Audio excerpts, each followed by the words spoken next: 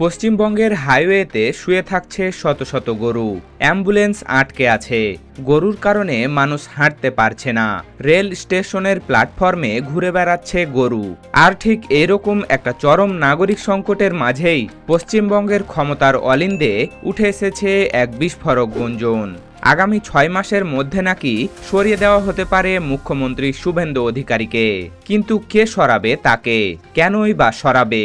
আর যদি সত্যি তেমন কিছু ঘটে, তবে কি পশ্চিমবঙ্গের রাজনীতিতে এক ভয়ঙ্কর রাজনৈতিক ভূমিকম্প আসতে চলেছে? আজকের এই বিশেষ ও এক্সক্লুসিভ বিশ্লেষণে আমরা কোনো ধোঁয়াশা না রেখে এই দুইটি বিষয় নিয়ে একসঙ্গে জনসম্মুখে তুলে ধরব। তাই ভিডিওর শেষ পর্যন্ত আমাদের সাথেই থাকুন। সমস্যাটা ঠিক কতটা গভীরে শিকড় গেড়েছে তা বুঝতে হলে আমাদের প্রথমে ক্ষমতার কেন্দ্র কলকাতা থেকে সরাসরি মাঠ ময়দানের বাস্তব চিত্রটা চোখ মেলে দেখতে হবে। প্রথমেই বলা যাক কলকাতার আইটি হাব নিউ টাউনের এলাকার কথা। নিউ টাউনের একটি আবাসিক এলাকার মোড়ে রাত একটু গভীর হলেই সেখানে দেখা মেলে 15 থেকে 20টি বড় বড় গরুর। সবচেয়ে আশ্চর্যের বিষয় হলো এগুলো কোনো দুধের গাভী নয়, প্রায় প্রতিটি পুরুষ গরু বা ষাঁড়, যাদের থেকে কোনো দুধ পাওয়া যায় না। কে বা কারা এদের এই ব্যস্ত শহরের বুকে এনে ছেড়ে দিয়ে গেছে তার কোনো হদিশ স্থানীয় প্রশাসনের কাছে নেই। এবার কলকাতা থেকে একটু উত্তরের দিকে যাওয়া যাক। মালদা শহরের পরিস্থিতি আরও বেশি সংবেদনশীল। সেখানকার প্রধান সড়কগুলোতে এখন পরিত্যক্ত গরুর সংখ্যা এতটাই জ্যামিতিক হারে বেড়ে গেছে যে সাধারণ ট্রাফিক ব্যবস্থা সম্পূর্ণ ভেঙে পড়ার উপক্রম হয়েছে।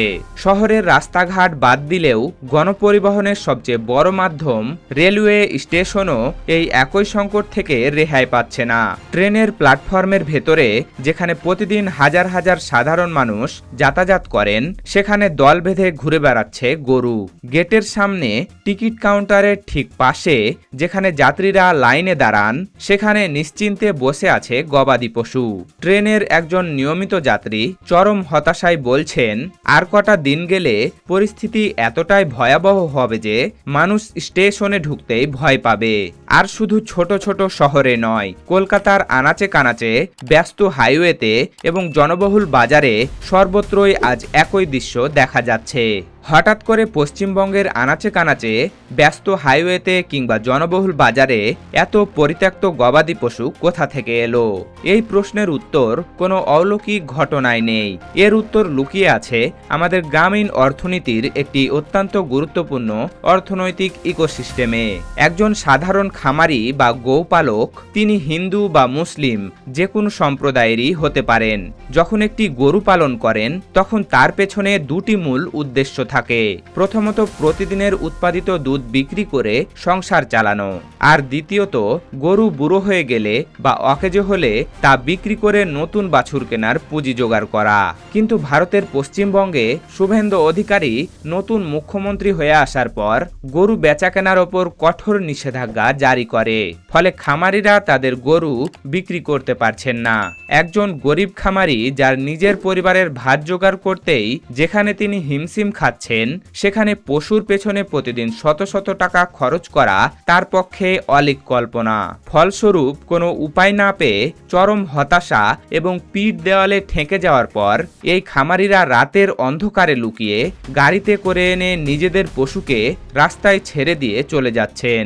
আর সবচেয়ে বড় বিড়ম্বনার কথা শুনুন, যে দেশে গোমাংস বেচাকেনায় এত কড়াকড়ি, সেই একই দেশ কিন্তু গরু ও মহিষের মাংস রপ্তানিতে বিশ্বের দ্বিতীয় স্থানে রয়েছে। দেশের 7টি বড় মাংস রপ্তানিকারী কোম্পানি, যাদের নাম শুনলে মনে হবে হয়তো কোনো মুসলিম মালিকানাধীন প্রতিষ্ঠান, কিন্তু বাস্তবে এদের অধিকাংশই বড় বড় হিন্দু ব্যবসায়ীদের। এরা এই ব্যবসার মাধ্যমে হাজার হাজার কোটি টাকা আয় করছে এবং বিভিন্ন রাজনৈতিক সূত্র অনুযায়ী এদের একটি বড় অংশ প্রধান রাজনৈতিক দলগুলোর নির্বাচনী তহবিলেও বিপুল অর্থ সাহায্য দিয়ে থাকে।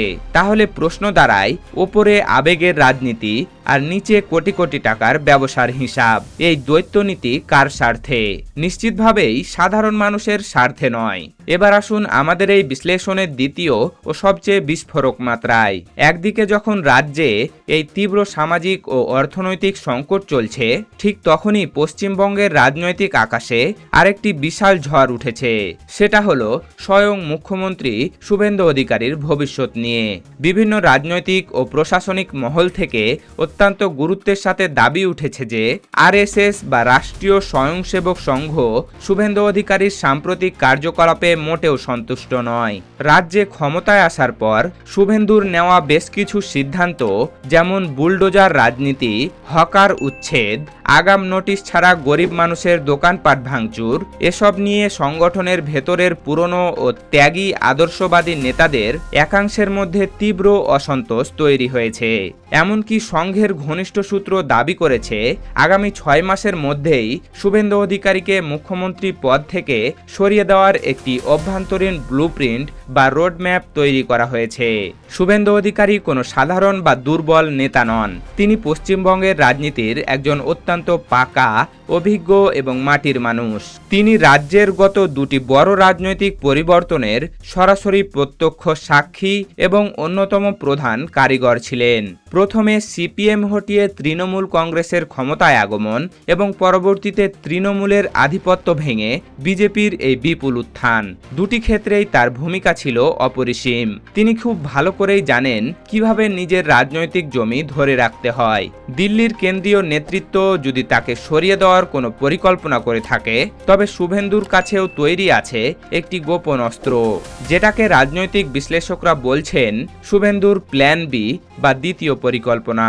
আসুন বিধানসভার ভেতরের সংখ্যাতত্ত্বের হিসাবটা একটু সহজ ভাষায় বুঝে নেওয়া যাক। বর্তমানে পশ্চিমবঙ্গে বিজেপির যে 108 জন বিধায়ক রয়েছেন, তার মধ্যে শুভেন্দু অধিকারীর অত্যন্ত ঘনিষ্ঠ এবং অনুগত বিধায়কের সংখ্যা প্রায় 70 জনের কাছাকাছি।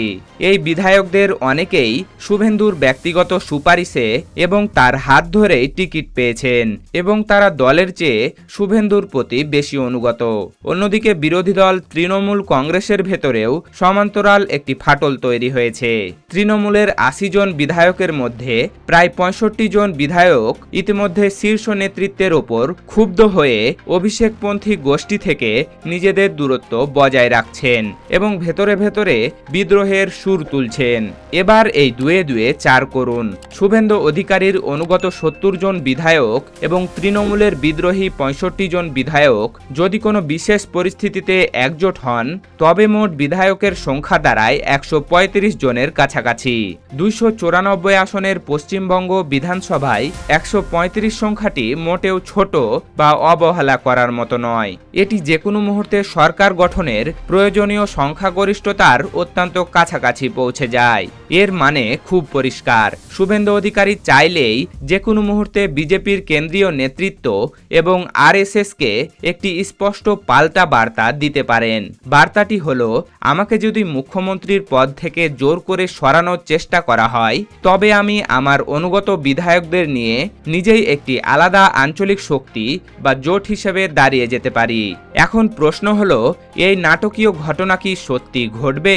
হয়তো সরাসরি ঘটবে না, কিন্তু এই রাজনৈতিক সম্ভাবনা এবং সংখ্যার খেলাই হলো এই মুহূর্তে শুভেন্দু অধিকারীর সবচেয়ে বড় রাজনৈতিক বীমা বা সেফটি বাল্ব। কারণ বিজেপির কেন্দ্রীয় নেতৃত্ব এই হিসাবটাই খুব ভালো করে জানে।